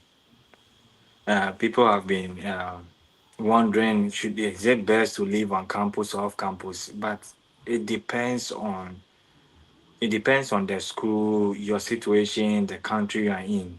So I'll give an example for uh, US and Canada. Okay, so in the US, some schools will strictly ask you to live on campus. For example, if they give you assistantship, they expect you to live on campus. So with that, you do not have an option unless maybe you go to a department and you write letters and all that to tell them that they should allow you to live on campus, and you give reason why you want to live off campus. So Well, it just a follow-up question to that. yeah. Are all students who are awarded assistantships automatically supposed to live on campus, or some schools there is that flexibility for you to live off campus? If you can clarify that. Yes, some schools will allow you to live off campus. So, like I was saying, some of the schools they will not allow you to live off campus. Some schools will allow you to, and I think most schools will allow you to live off campus, especially in the US and Canada. For Canadian schools themselves, they don't even care about whether you live off campus or on campus. They only care about you executing your duty as a teaching assistant, research assistant, or administrative assistant. Right? But for the US, some schools will restrict you on you living on campus. But most of them, you can tell the department that you want to live off campus, and they will allow you. So depending on your situation, if you have the opportunity to live off campus, you can live off campus, because sometimes on campus accommodation is expensive, and sometimes you do not get a chance to choose your exact roommate unless maybe yeah, you know someone that is also awarded similar assistantship, then you too can book a room. All right, living off campus gives you different exposure, different experience, because you get to see the environment. You can go out any point in time, and you are not restricted on what time to uh, be in the hostel or be in the apartment. All right, so it depends. It depends on your situation, but then look at the cost, because comparatively most of the on campus accommodation are expensive. Yeah, usually they are expensive. From my research, most campus accommodation are expensive as compared to off campus, because off campus you can get low cost accommodation which suits your budget and suits your requirements. Okay, so first look, check with the school whether you can rent off campus, because an example is a school like as an example of a school that restricts you on living on campus is Carolina University. Carolina University in the US in Winston-Salem. They, if you're awarded assistantship, they require you to live on campus. So you don't have that option. You can only live off campus if your parents are renting outside and you want to go live with your parent. That is when they allow you to go off campus. But a lot of schools do allow you to go off campus, and most students usually like to live off campus because this off campus apartment is a little bit less expensive compared to those offered on campus. But then, in terms of safety, on campus is a bit safer than off campus, because there's security and all that on campus, but off campus you are your own security. Okay. Yeah. Okay. Perry, any additions or you want us to continue? Oh yeah, we can. Yeah, but like background just made mention off campus, you are your own security compared to on campus, and sometimes with someone who is not able to keep or to manage money or funds, I would always advise you go on campus, because on campus there are so many amenities like electricity and other bills that are inclusive or embedded in your housing. So if you are off campus, you'll be paying some of the extra utilities and all that, which if you opt for that on campus, it means you make a one-time payment and you don't pay much more extra, bills. These are the pros and cons of living on campus and off campus. But then I think we have to take into consideration our security, and then other funds that we can have on us. Yeah, that's fine.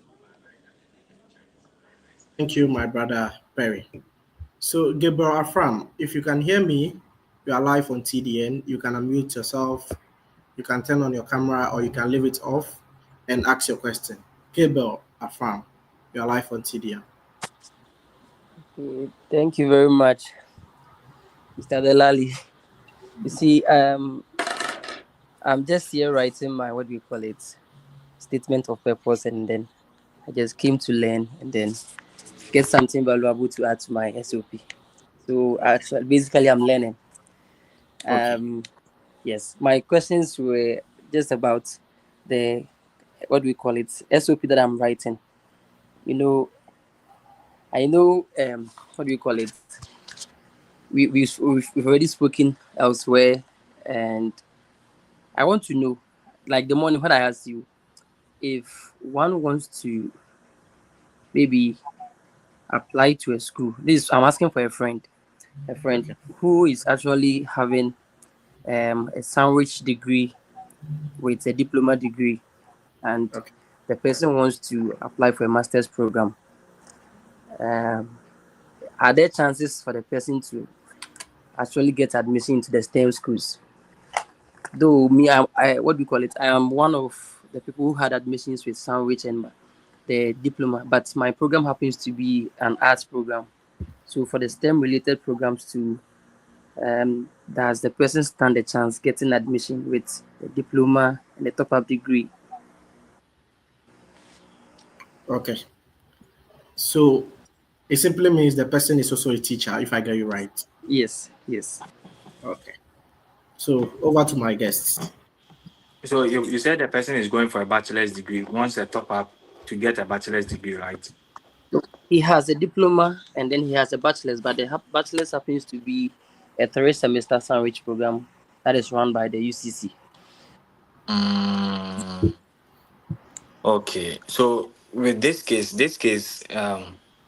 it's a bit complex, but one thing is that if you have a chance of getting a master's degree, but depends on the school. Not all schools will allow you that because the minimum thing they will require from you is at least a 3 year bachelor's degree and maximum of Okay, 4 years. Okay, so in this okay, case, the bachelor's degree was a sandwich 3 semester program, one year, which is 1 year. So okay, you would have to email the school with your qualification, explain it to them that this is your qualification. You know they require a 4 year bachelor's degree, but this is 1, 2, 3. These are my qualifications. This is what I pursued. Okay, and the programs coordinator will be able to tell you that yes, you can go ahead and apply because if you check the requirements on the school's website, you realize that you do not meet the requirement. You only meet the requirement for a bachelor's degree, but then a total of your qualification should qualify you for a master's degree. Another alternative, which comes with cost, is doing transcript evaluation because with WES, you can talk to WES, email them and tell them these are like you can do a pre-evaluation. You can do a pre-evaluation on their website without paying mm, anything to find out whether you should go ahead and do transfer evaluation or not. So when you do that, and it gives you go ahead and do transcript evaluation. It will evaluate your transcript to meet the US 4 year standard bachelor's degree. Then you can use that transcript evaluation to apply to a school for a master's degree. Okay. But okay, note that it comes with a cost because transcript evaluation is not free and it is not less expensive. It costs around 200 plus US dollars. I think 233. I've done a video on that, so I'll be Yeah, posting it good. this week. Good. So yeah, so keep an eye on transcript evaluation from TDN. All right. So it's an option you can look at, or you can talk to the school. If the school doesn't require transcript evaluation, email the coordinator with your qualification. Write a nice email because if you write any email like that, they will not respond because some emails are very annoying. Like you read it and you're like, this email doesn't merit a response. Okay. Draft a nice email, send it to them, okay, add the qualification, and they will be able to tell you that, hey, yeah, Godfred, we can admit you based on your qualification because you meet this, and that. Okay. No, it is not a guarantee that you get admission. They giving you a go ahead to apply. It is not a guarantee that you'll be given admission. It is just to guarantee you that with your qualification you meet the minimum requirement for admission, and minimum requirement for admission is not a guarantee of admission. okay, You get it? So, okay. and I Yes, hope your yes. question has been answered. And what about the teacher certification programs? Teacher certification program, like the Yeah, licensure that they write. because I remember I had a chance applying to Dallas Independent School District. They actually chose me, and but then because I didn't complete my bachelor's in the United States, I was supposed to do an alternative certification program through any of the schools in their state. But then it's so difficult getting the chance. You message the service providers and they are unable to return. They don't reply you back and forth, so many things. So I just had to leave it like that. Teacher certification. So it's actually not a degree, it's just a certification, right? Yes. Yeah, so those certifications are specific to the US to enable you to teach in a school in the US. So I'm wondering how you are going to use that to apply for a visa, because you would have to also inquire whether those programs will allow you, if those programs will allow you to get an I-20, because the one thing that you need to be able to apply for your student visa in the US is an I-20, or your service record. You need those service record to apply for um, your visa. So you find out from the school if those certification allows you to apply for a visa, and if they can issue you an I-20, should you get admission and all that. All right, because those are add up or top up certifications that will enable you to teach in the US, because there are certain programs. Let's say you do a program or a master's program in K-12 and all that, those K-12, K-11, those programs. There are Yeah. certain programs that you need a licensure to pursue, or you need once you pursue those programs, you need a license to be able to teach in the US. All right, and those certifications or those license, yeah, does not allow you to apply for a visa. Apply for a visa. You will have to be in the country before you can pursue those things. So find out first, okay? I think Okay. And okay, Perry. if you need a transcript evaluation, because you say you've not heard from the school or the Yeah. Yes. I did Spantran evaluation.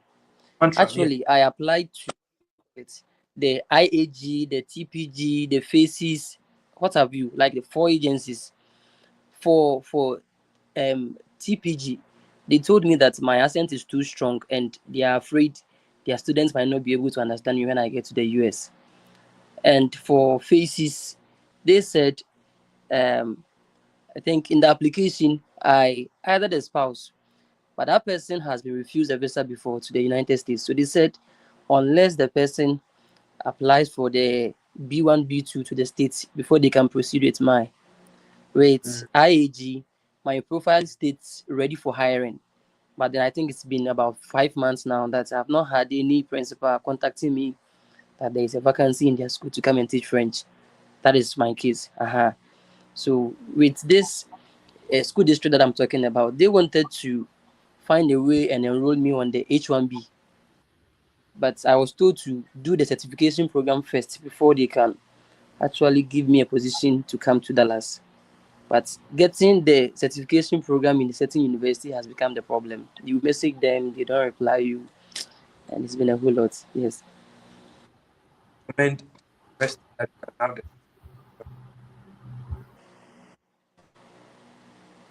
Perry, can you come again? yeah. Have you asked your school that if they can recommend you to a school that you can get that certification program there? Yes, they give quite a number of service providers. This is the school district. The district, you apply to the district and then they direct you to some of the, what do we call it, service providers. You can apply to them, get the certification done before you come back to the school district. That was the instruction they gave me. No. Okay. Um, let me just come in. When it comes to the J1 or the H1B, sometimes too, some of the school districts have specific periods which they hire and specific periods which they expect you to put in an application. So you made mention that one of your profile says ready for hiring, but maybe there is no vacancy yet, or applications for that particular school district have not yet been initiated, even though you've completed the processes and they are saying ready for hiring. So if I were you, I can still send some follow-up emails to them and let them know that my profile says ready for hiring, but I've not been contacted by any school principal or any of the district. What do I need to do? Then you take it from there. Okay. And also for the J1 and the H1B, I've had 2 interviews with people in the US, which is also on my channel. Maybe you can just take your time and have a look at those videos. They also mentioned the name of some other organizations which you've not mentioned. We mentioned them and we typed them during that interview. Mm, So maybe you can have a look at those videos and check those organizations and give it a shot as well. Because I know okay. currently most school districts have not opened the application period yet. So maybe you can even look for new ones and also apply to whilst you still pursue the old ones you've done. So that Okay. is my advice for you. And when it comes to the certification programs too, I don't know if you could inquire if it's something that you can take online and how long it's going to take. But if you can't take it online, then you'd have to find other organizations that might not be too strict on the certification programs. Because you and I know that there are some people who have gone there without having to take these certification programs just because they have the teacher's license from Ghana. I hope you know that. Yeah. Yes, yes. Yeah, so maybe you could also redirect your focus on some of the organizations that are not going to strictly rely on the certification as well. Okay, okay. Yeah. And so last but not least, I know others might be there ready to ask questions, but then let me just chip in this. I want to also know, how about Canada? They are teaching. Can somebody also secure a teaching job straight away from Ghana here? I know it might be quite difficult, though you go to job bank and make several applications. I've made applications over 200. You've not you don't even hear from anybody from job bank. So Okay. how is that one also done? That's Because a very at good least, question. if not anything, currently I also have this. So that's a very good question. Hello. Before you can come and teach, can you hear me? Gabriel, can you hear me? Yes, yes, yes, bro. Before you can come and teach in Canada, you need a certification that is their license. You have to send your credentials to whatever provincial body that you like the province that you want to go and teach in. They have provincial bodies that are um, set aside for these assessments to assess your international documents or qualifications to see if it is in line with their requirement. If it's not in line, they'll recommend to you that okay, you have to do this or that so that it can be in line. Sometimes, if it's not in line too, you can be given a temporal certification whilst you work towards getting the full licensing. So before you come and teach here, every province has its rules and regulations when it comes to certification. What works in, let's say, Manitoba is different from what works in Nova Scotia and is different from what works in Ontario. And also, I have not heard or seen any teacher coming here directly being employed by a school in Canada from Ghana. But in the US, I have seen a Okay, lot. But when it comes to Canada, I have not heard or seen one. Though there might be that opportunity, but I've not come across any yet. But when you come here on a study permit, even without the license, you can work part time as a teaching assistant. Through being the teaching assistant, you can also transition, do your licensing, get the necessary documents, and when you are done with school, you can transition into a fully fledged teacher. So, yes, as someone from Ghana, you can come and teach here. There is nothing wrong with that. But getting a work permit or getting a job offer directly from Ghana, I've not heard or seen that before in Canada. Though there might be an opportunity like that, but I've not heard or seen that. But you coming as an international student, working as a teaching assistant, a couple of people are doing that. And when you're done with school, or even whilst you're in school, you can go through their process of getting the license so that when you're done with school, you can apply to some of the school districts here and get a job offer with them because teaching here too is not bad. It's not like the situation of Ghana. It's good, and the pay is something which you won't regret, especially if you are going to the Northern Territory areas. The Northern Territory areas, they require more teachers there. That is the people in the First Nation communities. Mostly, they pay you more. They pay you what we call Northern allowances and other stuffs. So my advice to you is when you're looking to teach in Canada, I advise that pursue the school route or maybe the visit route. When you get here, you figure things out and know if you can be hired or not. Because one main thing that people do is that I always want to get a work visa. I always want to get a work visa. In Canada, honestly, it's very tough. It's very tough to get a work visa outside Canada. The only simple work visa that you can get is the open work permit one, that is the spousal open work permit, or the LMIA one. And that one too, the issue surrounding it is not easy. Sometimes some people will tell you, oh, I can get you a work visa or a work permit. At the end of the day, you end up applying for a visitor's visa for you. When you get to Canada, they'll tell you, go and seek for asylum. But a visitor's visa and asylum, they are two different cases. So if an agent is advising you that, oh, I can get a work permit for you, I can get a work visa for you, please, it is false. It is totally false. The person is going to apply for a visit visa for you. And to know what kind of visa the person has applied for you, just check your biometric letter, the application number. Once you see it begins with the alphabet V, that is what for visit. When it begins with W, it simply means it is truly a work permit. And sometimes too, they'll apply for a work permit for you, but use a fake job offer letter. And when you are caught, you'll be banned for 5 years. I see. Okay. So don't let anyone deceive you or promise you a work permit directly from Ghana whilst you're outside the country. Okay, great. Yeah. Okay, I'm just hoping that probably this time my student visa application will go through, because there have been so many setbacks, and hopefully this time maybe things may go well. Good. Don't give up. And Keep on pushing. it has not been easy. 4 times refuse that. Hey. Someone was refused 7 times. He got it on the 8th try. Okay, let's hope everything goes on well. And you know, the last thing is, despite everything too, I tried writing the TEF exams.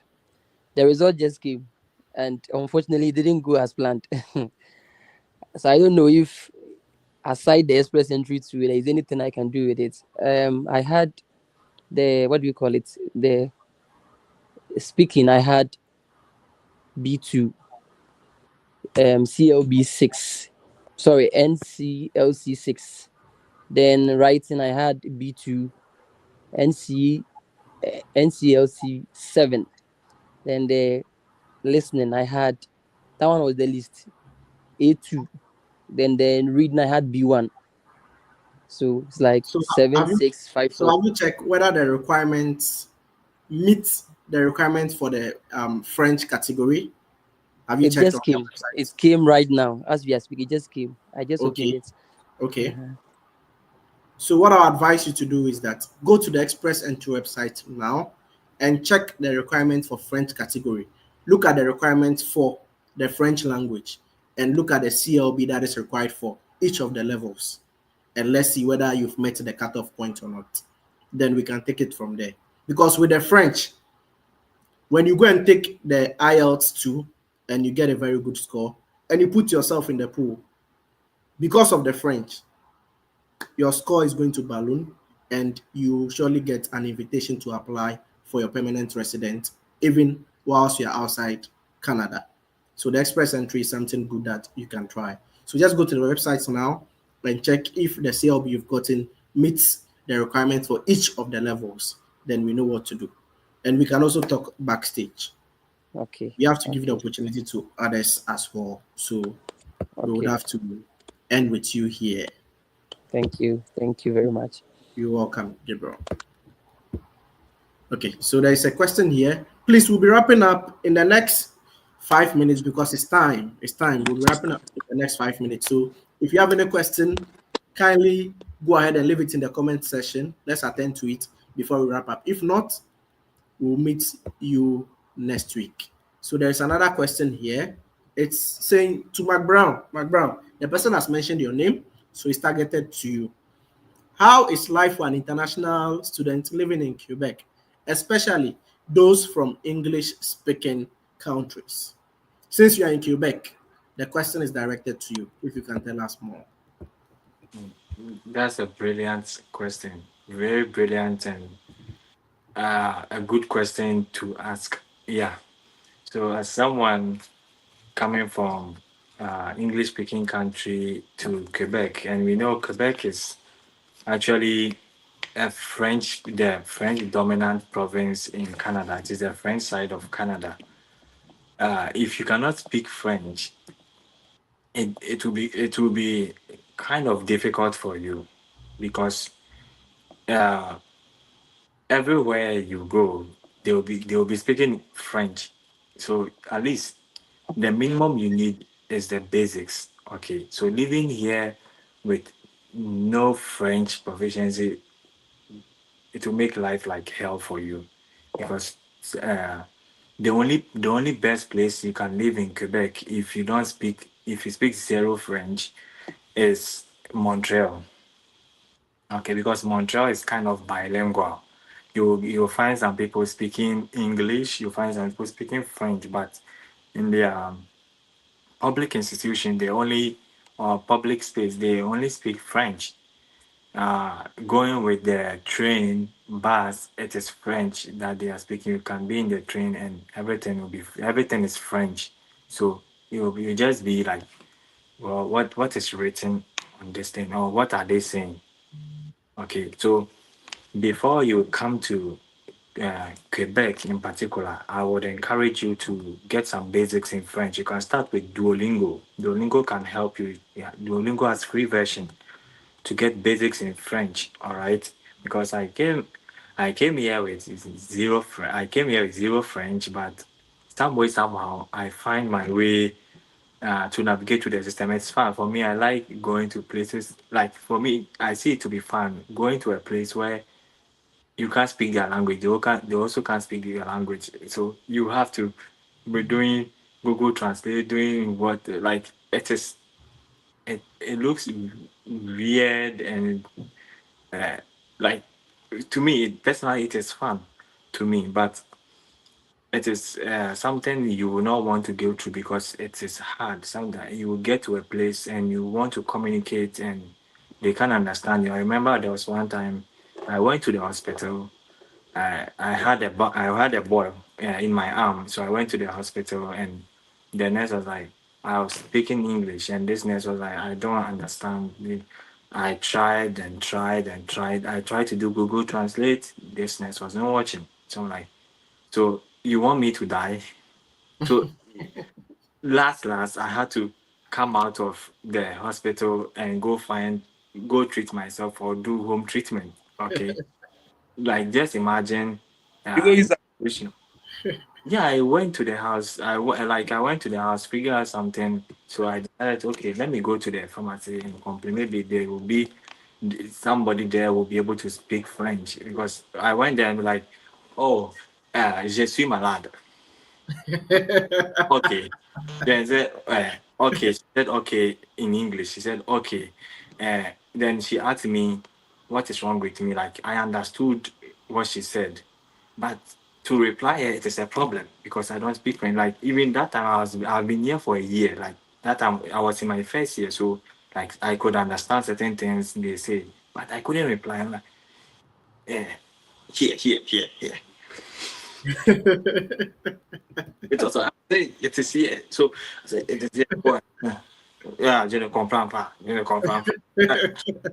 No, but I don't know how to say there's a wall there, and it is very painful that I can't raise my arm like this. So I was doing it. And then she was, no. No, I did all I can. Still, they didn't attend to me, so I had to leave.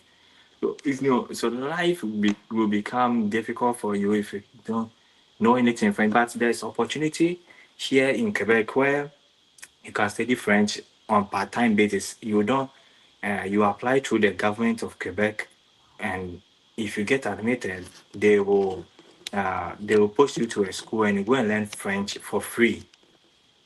You learn French for free. So you go, they'll teach you, that sometimes the teachers they can't speak English, so they'll be speaking French in the class. You have to decode everything by yourself. Okay, and there are certain jobs that you cannot do. When you come here, they will require you to have some French proficiency. Okay. So in there's only few jobs will only hire you for that will hire you hire a person who only speaks English, and usually those jobs you don't engage with customers or people who are only conversant with French, who are only conversant or are proficient in French, like people who can speak English and also speak French. So you mostly work backdoor or back end. All right, those are jobs that you can actually do. So, for example, like if for example for me, I don't interact with customers. I don't work interacting with customers. Most of the time, there are jobs to everything is written in French. So the only thing that you can do is to be doing Google Translate and all that. But with time, if you are ready and with time, you can learn the French. Even though it is difficult, but you can learn. The good thing is that if you apply through the government to study French and they admit you, you don't pay tuition for studying French. The government will pay for you. All right. The government will pay for you. That is one good thing that they are doing to promote the French, to enable people to learn French. All right.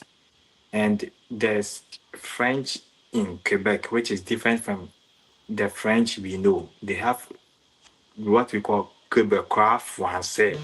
Québécois français is there. They speak some kind of French, which is different. Something like the this pidgin that we speak in Ghana, those broken language, broken English that we speak in Ghana, Nigeria, and what have you. It's similar to it's something like that. So if you are not someone who has stayed here for long, it is hard to understand them. Like if you meet a typical Quebecois, they'll be speaking a kind of French, and you'll be like, is this person speaking French? But actually, that person is speaking French, but you will not understand. And Quebec itself is nice. Quebec is a very nice province, especially Montreal. Montreal has a lot of tourist attractions. They have a lot of festivals. Like if you have money, you can come to Montreal. There are a lot of things to do. So many things, nice places, tourist attractions, so many things to do. The only challenge will be if you are coming from if you are coming from an English speaking country and you can't speak French, and it is hard to navigate through the system in your first 1, 2, 3 months. But you get used to it, especially you sit in the bus or train and they'll be like, prochaine arrêt, prochaine station, and even the names are written in French and you can't pronounce it. I remember the first day I saw P9, which is Pi 9. I read it as Pi 9. Now, someone from English medium, I read, oh, Pi 9. Meanwhile, they said P9. Okay. That's fine. Okay, so as our brother background has advised, when you want to come to Quebec, that is one of the provinces in Canada, try and learn French before you go there to study. And actually, the government of Canada is prioritizing the French language, and such that a lot of people even apply for the express entry using the French background, and they get invited quickly. They get their ITA's invitation to apply for permanent residency. And the good thing about the French pathway is that the score you need is not usually high as compared to other scores like the STEM background, the health, the Canadian experience, and those things. So if you are someone who is listening to us now and you have a French background, you can write, you can speak, you can communicate fluently in French, I advise you to take the French exams and just check on the Canadian government website. That is express entry French category. You can seriously move to Canada as a permanent resident when you want to use that pathway. So let's take note of that. It's time, and we'll be signing out soon. But before we sign out, I just want to send a reminder out. I'm displaying a flyer now. This flyer is for my live session tomorrow. My live session tomorrow. Let me just close the comment section first. It says what? Cracking the Canadian Study Permit Code with Empower Financing. I had a session 2 weeks ago with a lady in the US who came to break down the process of how she was able to secure her visa, that is the F1 visa, using the Empower Financing loan. Same way, I am bringing a guest who is at the University of Alberta taking masters in agric and resource economics. He will come and break down how he got his Canada study permit approved using Empower educational loan. So the loan is not the reason why your study permit got denied or why your visa got denied. Maybe there are certain things you are doing which you aren't doing right. So try and join us tomorrow, the same time, 7 p.m. live on the Delali network. And please, before I take closing remarks from my guests, I have over 200 people watching me now. I know some of you have not subscribed yet. I am pleading that just go to YouTube, hit on the subscribe button, share my content, run the numbers for us, because this is the only way we will also be motivated to continue what we are doing for free. So over to you, my guests. Your closing remarks before we wrap it up for the night or the day. Any of you Okay, can so first, yeah. I really want to thank our fellow listeners for joining us, taking some few hours off their busy schedules.